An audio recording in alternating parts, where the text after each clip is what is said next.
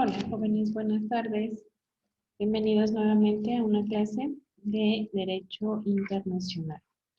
Recordamos que en la clase pasada estuvimos viendo lo que es el derecho de la personalidad de manera individual, cómo de manera internacional a nosotros se nos podían otorgar esos derechos internacionales, es decir, que nosotros al trasladarnos a otra nación no se nos vulneren nuestros derechos.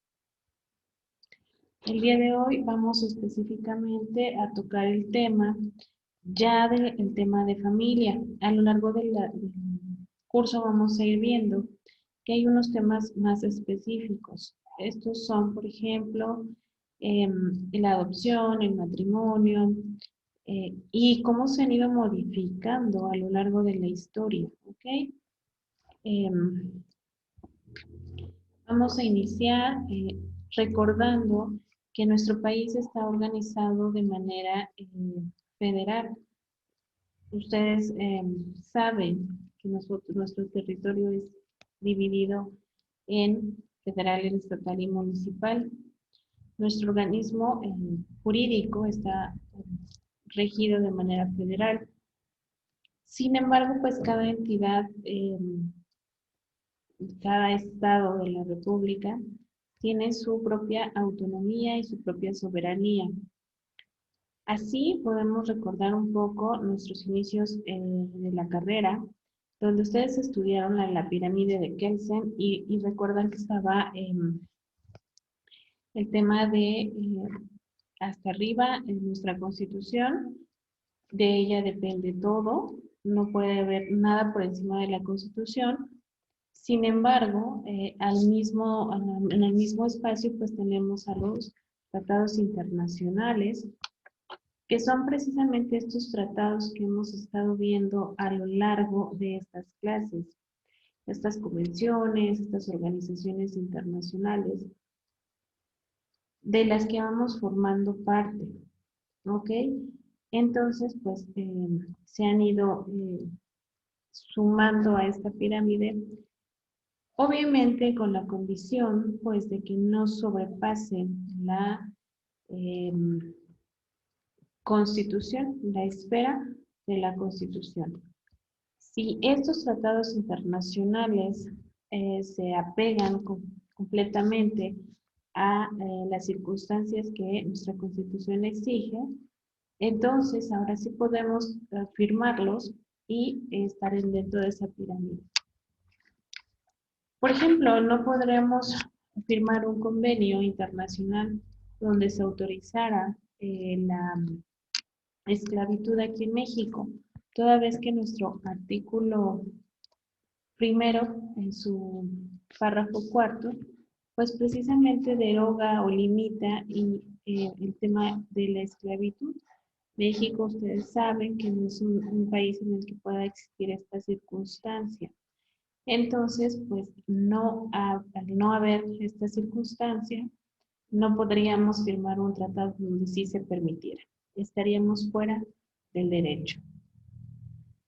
Ahora bien, después de esto, pues vamos a tener que siguen los órganos estatales y he aquí donde vemos que México pues tiene esos órganos autónomos que son 32 estados y un distrito federal, hoy conocido como Ciudad de México. Pues estos órganos son autónomos, son independientes, si bien es cierto estamos conforme a la legislación federal, que es nuestra Constitución, también es cierto que tienen una propia Constitución, la Constitución política del Estado de México, en el caso en el que estamos, la Constitución política del Distrito Federal. Por ahí pues estamos analizando por qué se han reformado los códigos en la Ciudad de México y no se reforma el nombre de este. Si están de acuerdo que ya no es Distrito Federal, ahora es Ciudad de México, porque no ha habido una reforma Pero bueno, independientemente de esa situación, es de rescatar el tema de sus competencias. Estos, al ser autónomos, pues tienen la facultad de tomar en cuenta sus propias decisiones. Insisto, siempre y cuando no se salgan del tema federal, no sobrepasen. Por ahí no sé si ustedes llegaron a ver una película, si no recuerdo mal el nombre, se llama La Ley de Herodes, donde en un pequeño espacio de territorio, en un municipio, el presidente municipal pues hacía y deshacía. Y lo que no le gustaba de la Constitución lo arrancaba. Obviamente esta película, a manera de ejemplo, pues nos da la circunstancia de que eso no puede existir, de que eso está fuera totalmente de derecho y estaría completamente prohibido. No así el tema de que en algunos casos, en algunas circunstancias, pues dentro de los municipios, ya no digamos tanto del Estado, ¿por qué? Porque tal vez dentro del Estado, pues no es una presidencia donde hay un presidente, hay X número, antes 10, ahora 6, número de regidores, y que a lo mejor no hay quien interponga estas circunstancias. Es un poco más fácil, por llamarlo de alguna manera, pues que se alteren precisamente todas estas temas de derecho. A nivel estatal, pues sería un poco más complicado en el sentido de que nosotros pudiéramos alterarlo cuando se involucra a tantas personas y a tantas entidades. En este caso estamos viendo las entidades estatales. ¿Ok? La existencia de un órgano jurídico regulador de las relaciones de familia, que es a donde nos vamos a abordar, porque nosotros vemos y decimos, por ejemplo, en materia civil, pues hay un código civil federal, pero también cada estado tiene su código civil. Código civil del Estado de México, código civil del Estado de Jalisco, código civil del Estado de Oaxaca, y nosotros vamos a ver, entonces, cómo nosotros haríamos esa posición a un nivel fuera de la nación. Hacia dónde nosotros nos estaríamos involucrando para poder determinar cuándo se va a avalar y cuándo no se va a avalar una norma internacional. También, pues, el derecho de personalidad, sin embargo, aunque no tienen los mismos términos, tal vez, convergen todos o comulgan en el tema. Les voy a poner un ejemplo. Simplemente ustedes busquen en el Código Civil del Estado de México y del Distrito Federal cuando se determina persona. No vamos a encontrar las mismas palabras o las mismas referencias, pero sí vamos a encontrar, pues, qué es persona. Y recordemos que este término, que es tan básico, pues lo traemos arrastrando desde épocas muy antiguas del derecho romano, cuando eh, pues persona se denominaba a un ser que naciera, y en aquel entonces pues había tres características. Una de ellas es que se separara del cordón umbilical de la madre o que dejara el seno materno. Otra más era que ya había dos teorías, que ahora lo podríamos ver como que naciera vivo y viable. Bueno, había teorías, los sabinianos, los ulpianos, los proculeyanos, etcétera, pero decían unos de ellos que con que naciera y respirara, pues ya era considerado persona. Otros más decían que necesitaba tener o llorar o moverse para demostrar que estaba vivo, que había nacido vivo y era apto de ser considerado titular de derechos. Y finalmente, que tuviera forma humana. Bueno, en aquel entonces se refería a esto por el tema de alguna malformación, que como estamos hablando de la historia, pues probablemente lo podrían llamar algún tipo de maleficio, brujería, hechizo, no sé. Recordemos que en aquellos tiempos pues eran muy dados a este tipo de circunstancias. No todo era científico, mucho menos estudiado. Si nosotros nos remontamos a la historia, pues vamos a ver que existe mucha fantasía. Pero, sin embargo, pues también es cierto que vamos a ver que tenemos arrastrando varios temas jurídicos. Insisto, así como eh, aquí para que el niño sea considerado persona, pues necesita nacer vivo y brillante. ¿Sí? Es decir, haber vivido 24 horas en efecto fuera del seno materno, o en su caso, haber sido registrado ante el registro civil. Ahora, este órgano regulador de familia, de persona, de la personalidad de cada uno de nosotros como individuos, es especial para cada entidad federativa, incluido, insisto, aquí el Distrito Federal. No se refiere solamente a las normas materiales, sino también a las del derecho conflictual y todas las relativas, y aquí es donde entramos, al derecho internacional privado. Recordemos que si habláramos nosotros de derecho internacional público, pues estaríamos abordando el tema desde otra perspectiva.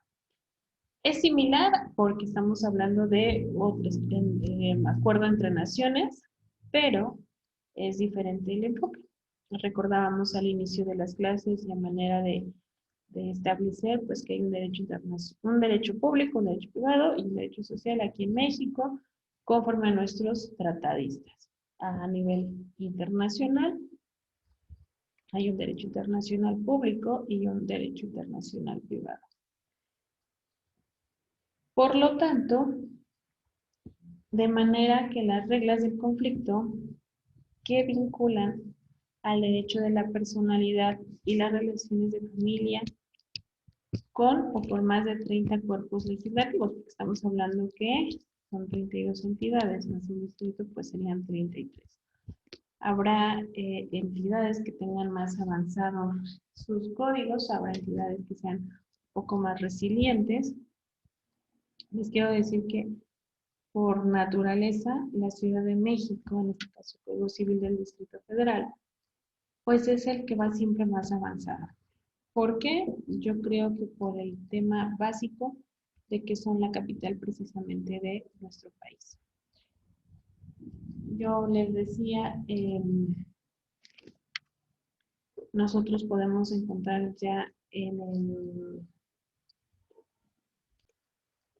el Código Civil de la Ciudad de México, pues nuevas reformas, y estoy hablando de junio del año pasado, donde ya podemos encontrar la herencia que se va ya a sumar a este tema, a las sucesiones, la herencia de claves interbancarias, de password de correos electrónicos, de cuentas de todas estas aplicaciones.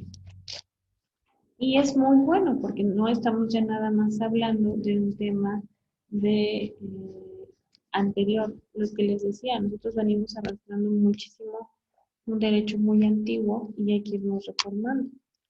Entonces, estas nuevas modificaciones pues ya se van viendo más a la parte tecnológica, que si nosotros nos dedicamos realmente a estudiar, pues ahorita es donde están todas las lagunas jurídicas. Cómo nosotros vamos a regular, a sancionar y hacer obligatoria esas leyes. Ustedes lo vamos a ver o lo van a ver en el derecho penal, como ya está más en su auge el derecho cibernético, ¿no? Cómo a través de plataformas, a través de redes sociales, la gente se mete ya en un tema de delito. Por lo tanto, pues va a haber algunas bases que procuran darle cierta unidad o cohesión a estas circunstancias. Y aquí nuestras diapositivas nos marcan el ejemplo del artículo 121 constitucional. Y vamos a ver que no es lo mismo cuando nos vamos a referir a las relaciones de tráfico jurídico internacional. Sí, les digo, de litigar de aquí entre diferentes estados es complejo. En su mayoría vamos a encontrar lo mismo, pero no es a la hora ya de a lo mejor de ejecutar, pues a lo mejor los términos van a ser diferentes, a lo mejor allá va a haber, vamos a encontrar un término de un delito que aquí no, o vamos a encontrar yo les voy a poner otro ejemplo.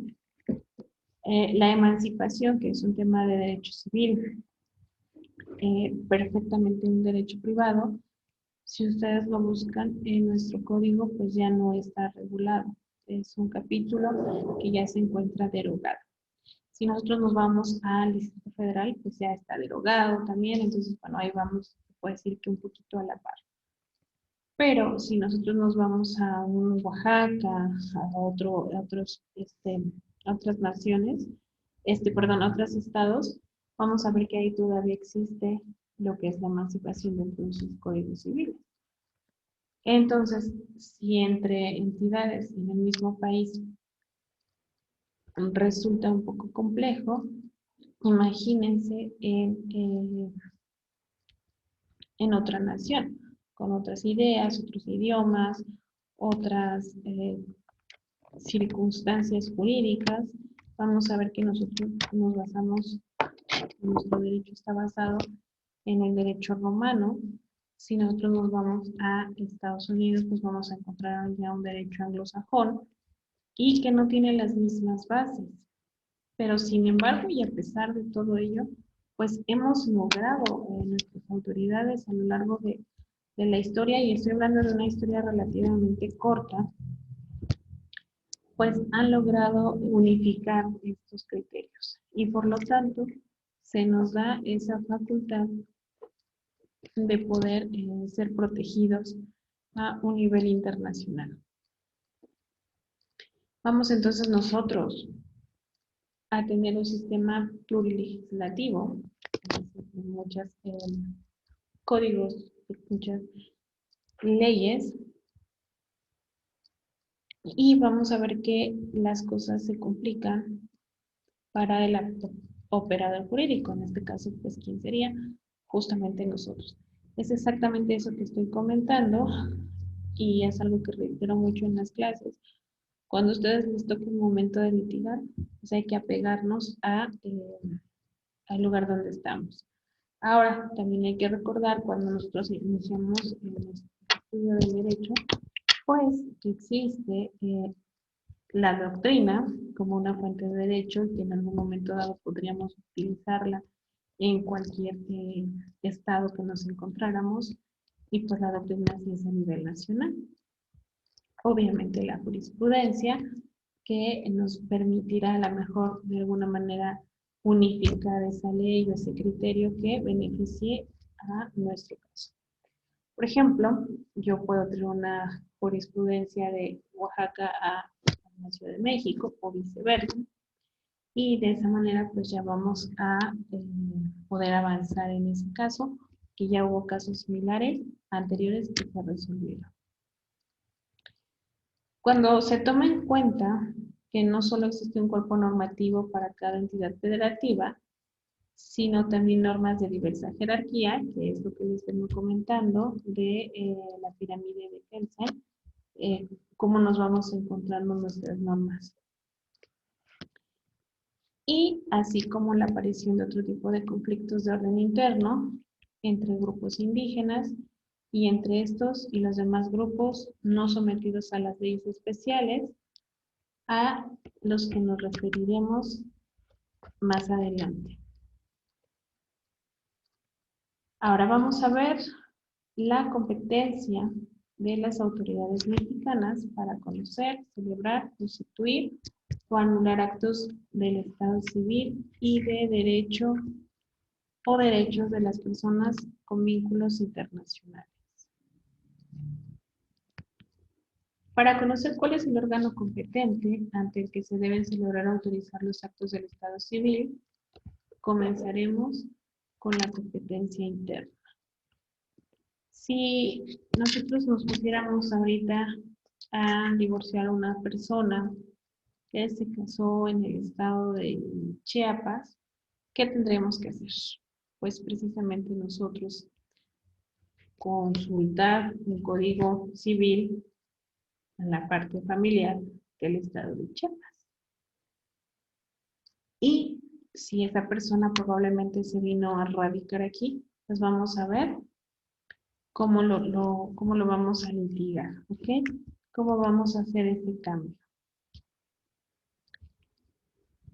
Como regla general, la Constitución General de la República no le atribuye facultad de conocimiento a los tribunales federales o nacionales, por lo que son las autoridades locales, es decir, de cada estado o de cada entidad federativa, a quienes compete el conocimiento de cualquier asunto que se refiera a la personalidad, al estado civil de las personas, y sin que intervenga que sea mexicano o extranjero. Cuando ustedes lean la Constitución en su artículo primero, dice muy claramente que cualquier persona que entre con el carácter de esclavo al territorio mexicano automáticamente dejará ese carácter, pues será un ciudadano libre. Recordemos que los atributos de nuestra personalidad, y que de hecho los vamos a ver más adelante, pues uno es el nombre, que lo tenemos, todas las personas tenemos el derecho de tener un nombre con el que se nos designe, unos apellidos, y ustedes saben que el orden de los apellidos se otorga conforme a nuestra decisión. Puede ser primero el del papá o primero el de la mamá, esa es nuestra decisión. Cuando nosotros no damos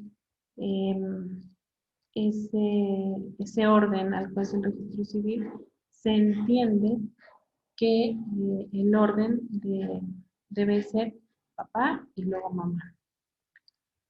Cuando en el primero de los hijos se entrega así, vamos a poner, no sé, vamos a hacer una suposición y decir que queremos que vaya primero el de la mamá y luego el del papá.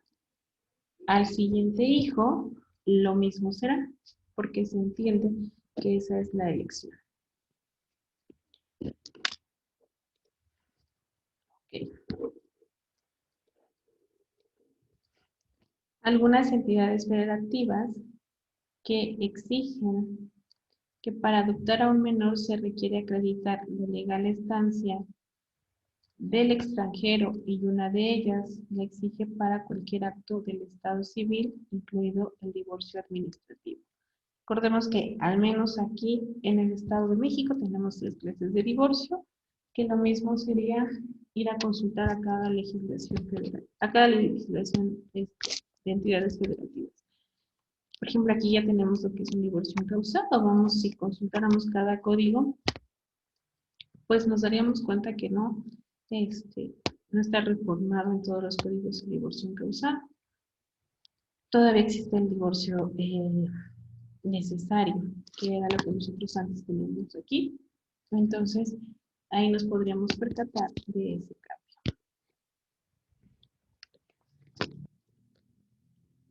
Lo contradictorio de estas disposiciones es que ninguna ley federal se refiere a la acreditación de la legal estancia para celebrar este tipo de actos, y es la legislación federal la única competente para legislar sobre legal estancia. Es decir, cuánto tiempo van a estar aquí los extranjeros, con qué calidad van a estar. Si traes una visa de turista, si traes una visa de trabajo.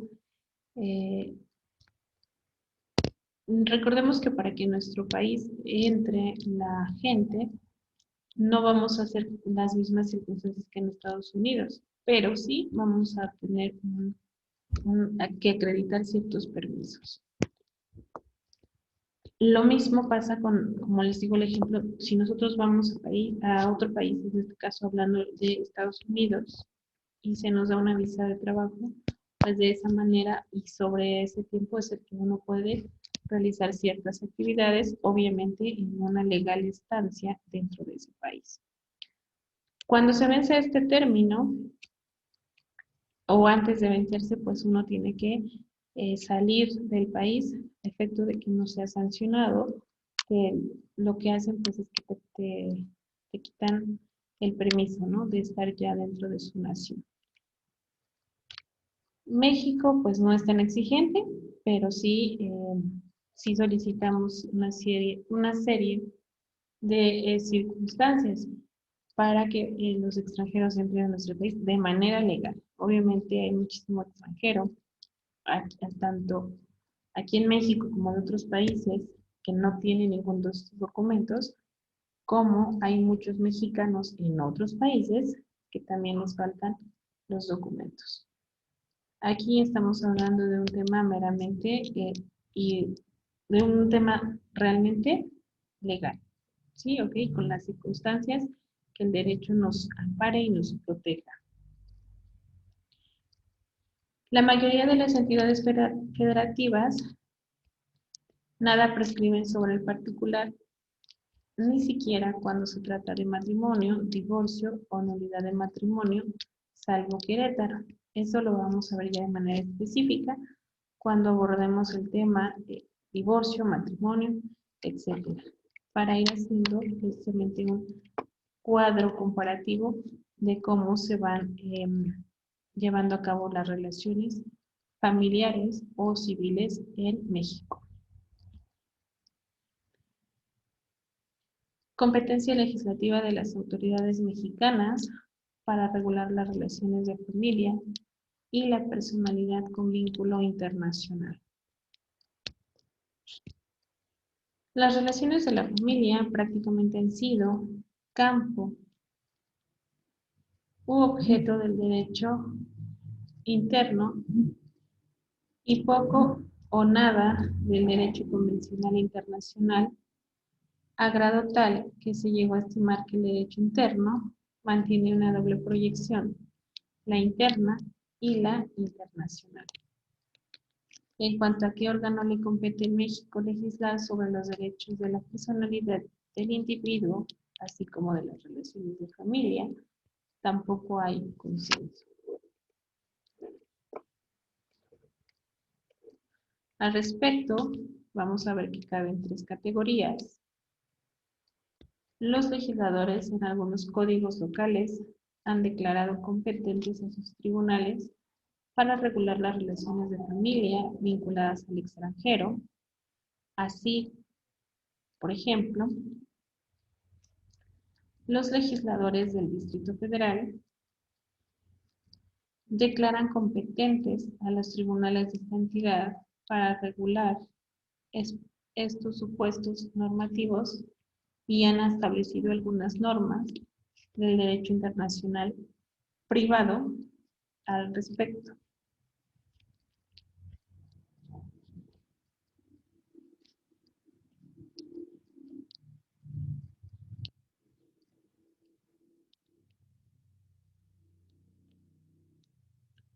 Otro grupo de legisladores, que es nuestra segunda categoría, han preferido remitir su regulación a lo que indique o resuelva el legislador del Distrito Federal sobre el particular. Por ejemplo,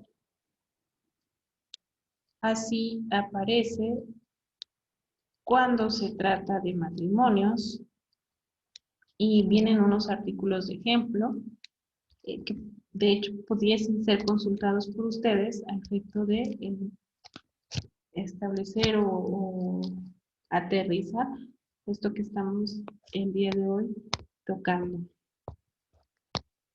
En los códigos civiles de Durango, artículo 156, de Campeche, artículo 172, o por ejemplo de la llamada adopción internacional, como es el código de Coahuila 511, entre otros. ¿Se acuerdan cuando vimos el tema de la Haya? Precisamente ahí hablaba de estos términos, ¿no? ¿Cómo es que nosotros determinamos una adopción internacional? ¿Cómo es que nosotros vamos a especificar podemos ir a adquirir una responsabilidad tan grande a otro país y muchas veces no se busca aquí. Si ustedes se pusieran a investigar o el que le interese este tema para poder ejecutarlo, aplicarlo y a lo mejor dedicarse a él, van a ver que es una serie de circunstancias muy complejas la adopción en México. Por eso pocas personas realmente se someten a este proceso. Y no digo que a nivel internacional no lo sea, pero sí, por ejemplo, en Nigeria, que es un país tan necesitado, se estima que hay un mayor número de posibilidades de adopción. No sé si por las circunstancias económicas del país, pero es precisamente este tema se vincula a un derecho internacional, ¿no? ¿Cómo es que uno va a ir a otro país a obtener mejor este beneficio, tanto para la persona que adopta, que su intención pues es ser padre o madre o ambos en su caso, como para los menores de ese país que a lo mejor carecen de afecto, de salud, de economía, de medicina, de comida, de estudios, de una casa digna.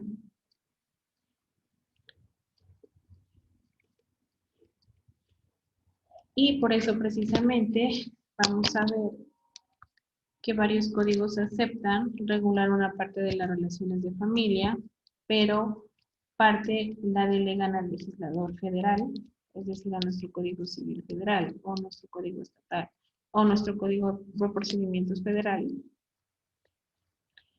Y esto va a ocurrir cuando, por ejemplo, se trata de Estado civil y de la capacidad de las personas que regulan estos códigos estatales, cuando los intervinientes sean extranjeros o se trate de matrimonio de los no en el extranjero, se delega la regulación en la ley federal.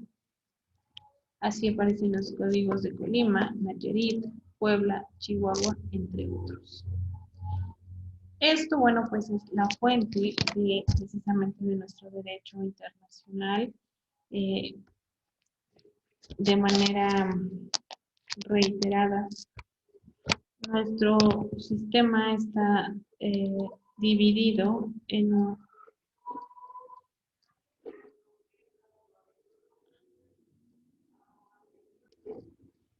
por lo tanto, pues ya más de manera más compleja o más establecida, vamos a ver lo que es la personalidad. Aquí en México y en nuestra legislación recordemos que tenemos dos clases de personalidad. La personalidad jurídica, que cuando somos personas físicas nace con, el hecho de nacer, de nuestra parte, la capacidad de goce, que es aquella que adquirimos al momento de nuestro nacimiento y perdemos al derecho de nuestra muerte. Y la capacidad de ejercicio, que es aquella que ejercitamos o ejercemos cuando cumplimos la mayoría de edad. La personalidad que tenemos nosotros como personas físicas y también la personalidad que existe en las personas morales. ¿Qué nos da la capacidad? Pues la capacidad en el caso de personas físicas, pues la aptitud de ser titulares de derechos y obligaciones y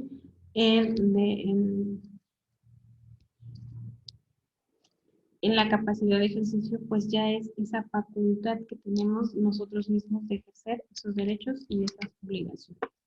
Las personas morales, vamos a ir viendo que también tienen sus propios beneficios de la capacidad jurídica y podríamos hacer un cuadro donde vemos que uno de ellos es el nombre, que en una persona moral podría ser su razón social, un domicilio, nosotros tenemos un domicilio y una persona moral también tiene un domicilio. Tenemos un patrimonio, también una persona moral tiene un patrimonio, una nacionalidad. Nosotros como personas físicas lo tenemos una nacionalidad y las personas morales también. Un estado civil, si solamente lo vamos a tener las personas físicas, porque una persona moral no tiene un estado civil, pero de ahí en fuera tiene todas las aptitudes de una capacidad jurídica. Por lo tanto, con la personalidad se requiere significar el ser del individuo, su identidad y pertenencia a un grupo social, que son notas, objeto del estatuto personal. Por desgracia, los derechos que acoge la personalidad no han sido lo suficientemente clarificados por la teoría del derecho ni por el derecho positivo mexicano. No se trata de derechos que la teoría hubiera explicado desde antaño. Los derechos de la personalidad se acogen en el derecho positivo interno y en el derecho internacional, especialmente en la Convención sobre los Derechos del Niño y en varios tratados sobre los derechos humanos.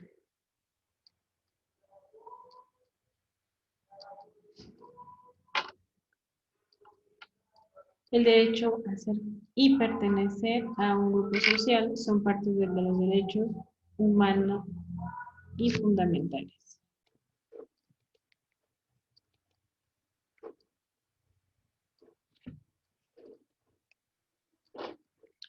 En todo el mundo, la Convención de la ONU sobre los Derechos del Niño establece, entre otros derechos de la personalidad, que todo niño debe ser inscrito independientemente después de su nacimiento y tendrá derecho desde que nace, como lo venimos diciendo, como una de nuestras principales características, a un nombre, así como adquirir una nacionalidad y en la medida de lo posible a conocer a sus padres y ser cuidado por ellos. Los estados partes del convenio se comprometen a respetar el derecho del niño a preservar su identidad, incluido su nacionalidad, que es lo que veníamos diciendo, su nombre y relaciones familiares sin injerencias ilícitas.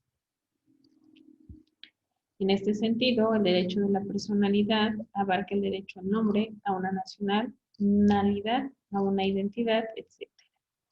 Algunos supuestos clasifican en la capacidad, otros en el estado civil. Por ejemplo, estos son acogidos por normas imperativas. Conforme a la citada Convención de la ONU, que recordemos que se firma por muchos países, se crea después de la Segunda Guerra Mundial, la identidad se debe prodigar dándole al niño el respeto a sus padres, a su propia identidad cultural, su idioma, sus valores, a los valores nacionales del país en que vive y al país en que es originario, y a las civilizaciones distintas de la suya, en los estados en que existan minorías étnicas, religiosas o lingüísticas o personas de origen indígena, no se deberá negar al niño que pertenezcan a tales minorías el derecho que corresponde. Es decir, un estatuto indígena, de hecho aquí en México tampoco se debe de realizar eso. En común con los demás miembros de su grupo, tampoco tener su propia vida cultural, a profesar y practicar su propia religión o ampliar su propio idioma, obviamente a decisión de los menores.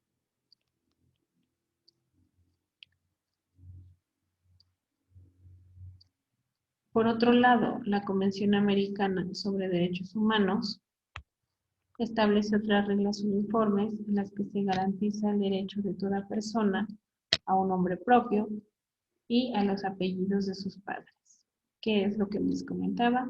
Aquí en México tenemos ese derecho y cómo es que podemos elegir el orden de los apellidos. Obliga a la vez a que la ley de cada estado debe reglamentar la forma de asegurar este derecho para todos mediante nombres supuestos, si fuese necesario.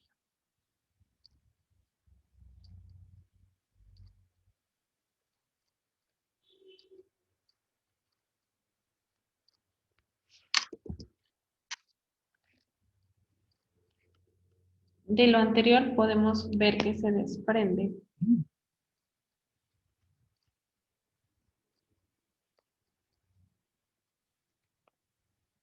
que la mayoría de los derechos de personalidad son de tal importancia que aunque en el supuesto de una suspensión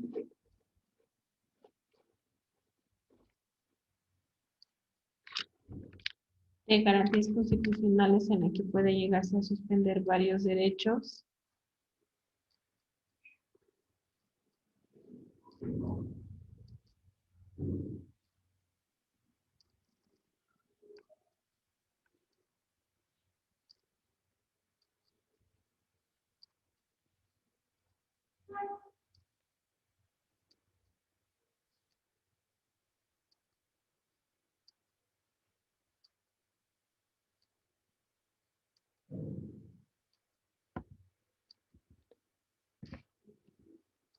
de una suspensión de garantías constitucionales a las que pueden llegarse a suspender varios derechos fundamentales, no podrán ser los que corresponden al derecho a la identidad de la personalidad,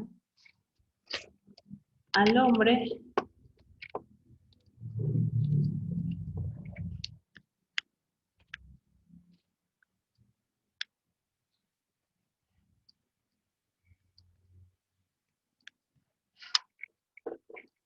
etcétera. En gran medida la regulación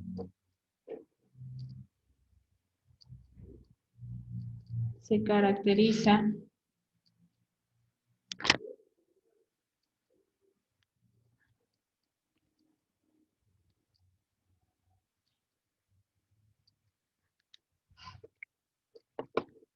como normas imperativas, al lado de esto los derechos fundamentales, los demás derechos de personalidad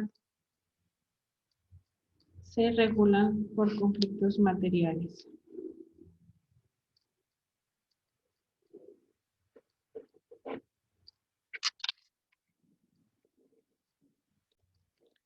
Y pues ya para concluir la clase del día de hoy y seguir ya en la siguiente clase, vamos a ver que los derechos de la personalidad destaca el nacimiento de un individuo, pues a partir de entonces hace constar su personalidad, que es lo que estábamos comentando, el derecho a la capacidad de goce, que ha de ser inscrita o registrada.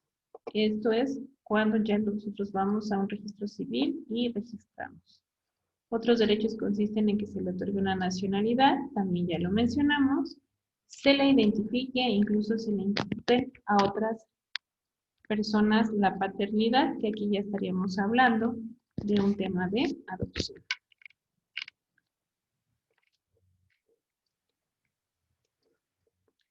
En este sentido, con el nacimiento de un individuo, nace el derecho a su personalidad en el derecho interno mexicano.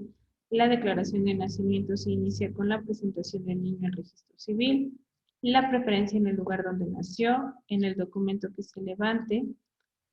Cuando se realiza en territorio mexicano, se debe hacer constar el nombre, el domicilio y la nacionalidad de los padres, porque esto va a determinar la nacionalidad del menor, si es una o más nacionalidades.